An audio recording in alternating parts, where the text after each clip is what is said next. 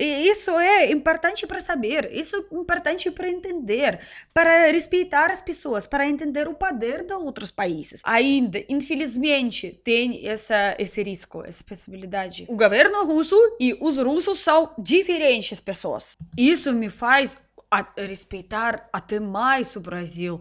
Oi, gente, tudo bom? Com vocês? Meu nome é Olga e sou russinha que estuda português. E vocês sabem que a Rússia é país super militar. Nosso governo tenta fazer tudo para mostrar que a gente são perigosos, que a gente são fortes, blá blá blá blá blá. E nunca fala nada no TV na Rússia sobre o poder de qualquer outro país. É propaganda russa o que fazer, é realidade onde a gente mora. E eu tava curiosa, mas graças a Deus que eu falo português e conheço assistir os vídeos na internet nesse assunto, especialmente em português, que é feitos pelos brasileiros para entender o poder do Brasil. Achei um vídeo que chama "É possível invadir o Brasil?" E isso é super curioso, porque nenhum russo não vai conseguir descobrir essa informação, porque não tem essa informação em russo mesmo, na internet, nem na TV. Então vou ver alguma coisa super exclusiva agora. Só antes de começar, única coisa super importante: inscreva-se no meu canal, ative o sininho e apoie o vídeo com um like para o YouTube fazer entender que você quer ver mais meus vídeos e para apoiar meu canal. Muito obrigada e bora começar. Não vejo a hora de assistir esse vídeo. Tudo tem no Brasil, com certeza. Só que o governo russo não quer que a gente vai saber disso. É possível invadir o Brasil na atualidade e ocupar totalmente o país? Vejamos se este cenário hipotético é algo fácil de concretizar e se os potenciais invasores teriam êxito em seu objetivo. Eu vou tentar falar minha própria opinião sobre isso, que é, tá bom, as pessoas às vezes não tão bons em geografia, mas como eu já tenho bastante perto dos relacionamentos com o Brasil, eu entendo um pouco sobre a localização do país. E pelo território do Brasil, pela específica do território do Brasil, pode ser isso e não tão simples. Mas outros países têm razão, por riquezas que o Brasil tem. Tem razão para ver e querer algo pedaço, né? Embora no papel uma invasão ao Brasil pareça algo possível, veremos que na prática esta é uma tarefa verdadeiramente titânica e extremamente difícil de ser posta em prática. De forma objetiva, estes são alguns dos fatores que tornam a invasão e ocupação do Brasil um objetivo difícil mesmo para as maiores potências da atualidade. Os ganhos. O Brasil é um gigante em diversos aspectos e muitos dos recursos que possui estarão entre os mais cobiçados nas próximas décadas, de modo que os ganhos para um potencial invasor seriam imensos e diversos. Somente do ponto de vista dos recursos naturais, o país possui as maiores reservas de água doce do planeta, uma enorme diversidade de espécies animais e vegetais e grandes reservas de recursos minerais. Além disso, o país também é um dos maiores produtores de alimentos a nível mundial, com boa parte de suas terras sendo dedicadas à agricultura. Também destaca-se por seu parque industrial, capaz de produzir desde produtos simples de baixo valor agregado, até mais complexos como aviões, mísseis e submarinos. Isso mesmo que eu falei. Até dos países do primeiros mundos poderia falar a mesma coisa sobre eles mesmos. Porque produzir, isso que é importante. Isso que eu gosto muito no Brasil, quando você chega para casa para visitar seus amigos, né? Você vai ver nas muitos lugares produzido no Brasil, indústria brasileira, produzido no Brasil. Isso, o que é super importante, que no Brasil tem tantas indústrias, a gente na Rússia tem grandes problemas com isso, na verdade. Tudo feito na China, ou tudo feito em algum outro país. A gente tem super pouco, por exemplo, indústrias nossos próprios. Mesmo a carne a gente compra do Brasil, e tem outras coisas. E isso fazem Brasil nesse assunto como um pedaço super gostoso, pedaço de bolo super gostoso, que é super importante, que pode ser super atraente para os muitos países do mundo, que às vezes querem pegar mais territórios ou ter mais influências, né? Porque muitas pessoas querem controlar exatamente negócios e manufatura, onde alguém produz algo. Isso é o principal objetivos das pessoas, quem tem poder nos nossos dias. E isso é o que mesmo o Brasil tem. Características geográficas. O Brasil é o quinto maior país do mundo, possuindo dimensões verdadeiramente continentais. Também é o sexto mais populoso do mundo, abrigando 210 milhões de habitantes em seus mais de 8 milhões de quilômetros quadrados. E em seu extenso território, podemos encontrar grande variação climática de vegetação e de relevo. Tais características fazem a tarefa de invadir e ocupar o país ainda mais difícil. Isso porque não estamos falando de países pequenos como Afeganistão e Iraque, mas de um gigante que é mais de 10 vezes maior, contando com amplas áreas de onde grupos de resistência poderiam operar, causando severas perdas, mesmo para um adversário mais poderoso. Além disso, a extensão aumenta os desafios logísticos para os ocupantes, que teriam linhas de suprimentos mais extensas para proteger e que seriam alvos potenciais para grupos de resistência. Por fim, é importante destacar que quase 60% do território nacional brasileiro é composto por florestas, onde as tropas do exército possuem extenso preparo com forças treinadas para combater nas condições de cada um dos biomas nacionais. De cada inimigos. Dos biomas nacionais. Ele tem sotaque super interessante. Não consigo entender de qual região, mas algumas palavras para mim precisa pensar para entender o que mesmo ele fala, mas eu entendo. Agora, pensando sério, tem tantos países onde as pessoas moram mesmo no cabeças dos outros, aqueles casas dos formigueiras, das formigas, quando tem um monte de pessoas. O Brasil também pode ser um pedaço bem gostoso, com tantas territórios onde eles poderiam morar, né? Embora o Brasil seja considerado atualmente um país pacífico no cenário internacional e que não se envolve em conflitos, consideraremos um cenário hipotético onde este seria alvo de uma agressão externa. Dentre os potenciais inimigos, podem ser excluídos de imediato os países vizinhos. Isso porque mesmo os mais capazes deles não são adversários militares à altura do Brasil.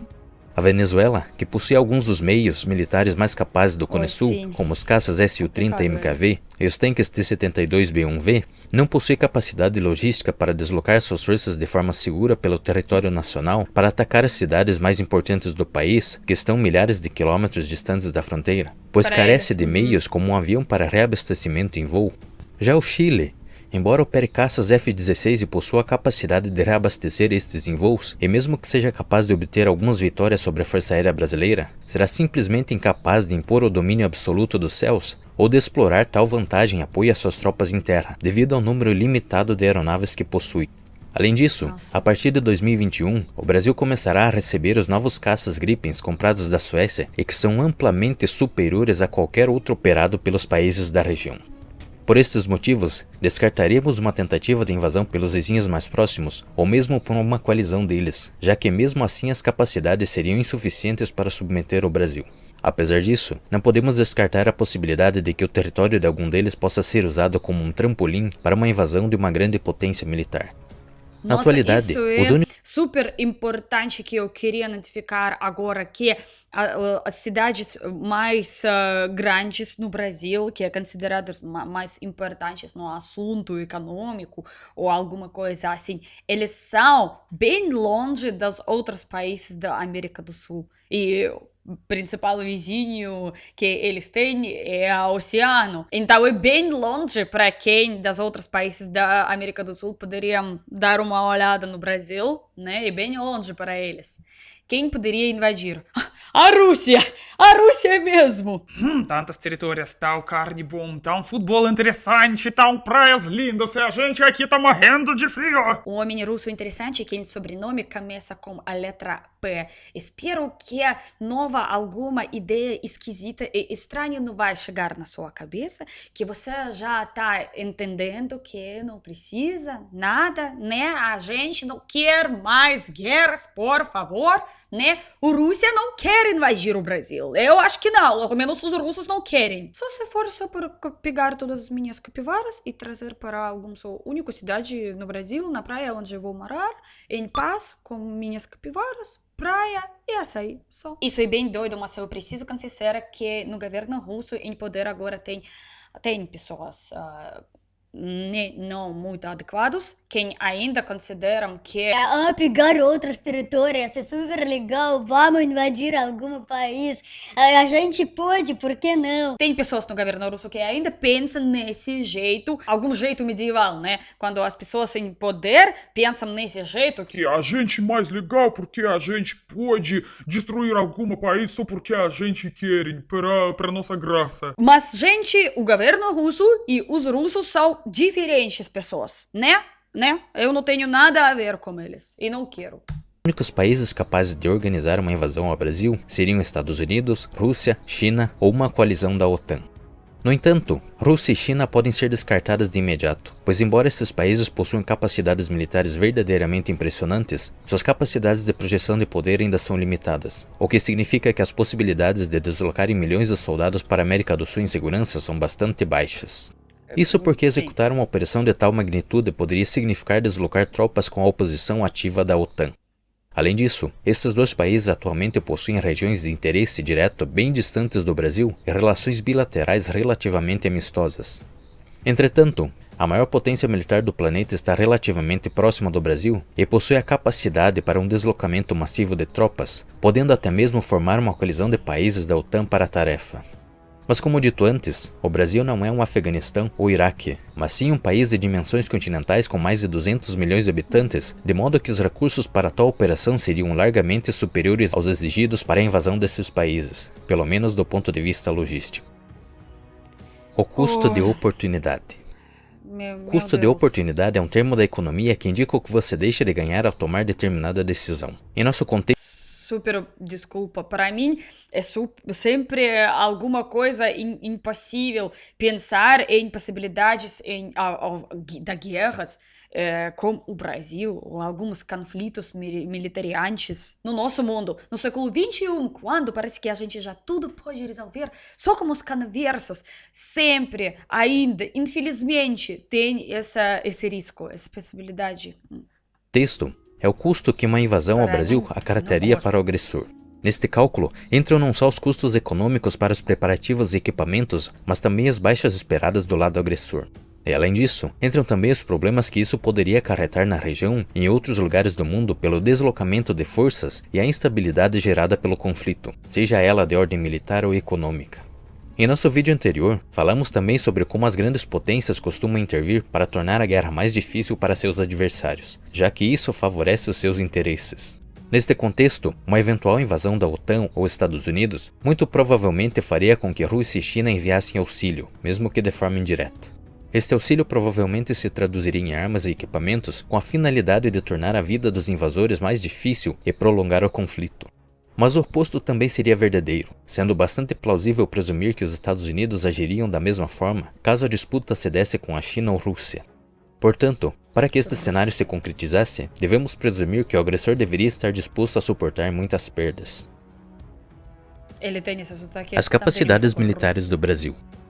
O Brasil é a maior força da América Latina e a segunda maior do continente, atrás apenas dos Estados Unidos. Na atualidade, as Forças Armadas brasileiras contam com mais de 330 mil soldados ativos e pelo menos 1.600.000 reservistas, sendo por isso uma das maiores do mundo em efetivos. Além disso, a Constituição brasileira estabelece que os integrantes das polícias militares também são parte da reserva do Exército, o que aumenta o contingente em pelo menos 500 mil soldados. Com mais de 220 mil efetivos, o Exército é a maior das forças, contando com diversas unidades de elite, como as agrupadas na Força de Ação Rápida Estratégica, destinada a responder a qualquer agressão externa ao território brasileiro em um curto período de tempo. Também opera o maior número de blindados e de MBTs da América Latina, com pelo menos 280 tanques e mais de 1.500 blindados. Dentre seus armamentos, destacam seus lançadores de foguetes Astros, com capacidade de lançar munições de diferentes calibres a distâncias entre 9 e 300 km, sendo também capaz de ser utilizado para deter desembarques anfíbios. Por sua vez, a Força Aérea Brasileira conta com mais de 80 mil efetivos e pelo menos 700 aeronaves, sendo a maior e mais poderosa da América Latina. O inventário de aeronaves compreende drones. Para os meus amigos russos que têm interesse no assunto militar, seriam todos esses números, toda essa informação é bem interessante. Nossa, como? Para vigilância, aeronaves de asas rotativas, caças e até mesmo aeronaves de vigilância aérea, como o Embraer EMB-145, que além de aviões hostis, é capaz de rastrear até mesmo mísseis de cruzeiro. Embora atualmente os caças supersônicos da Força Aérea Brasileira sejam os F-5, que foram modernizados pela Embraer e que possuem várias tecnologias presentes em caças de quarta geração, ainda em 2021 deverão ser entregues as primeiras unidades do Gripen NG, que é um dos caças mais avançados e capazes de sua geração e que porá a FAB em um novo patamar.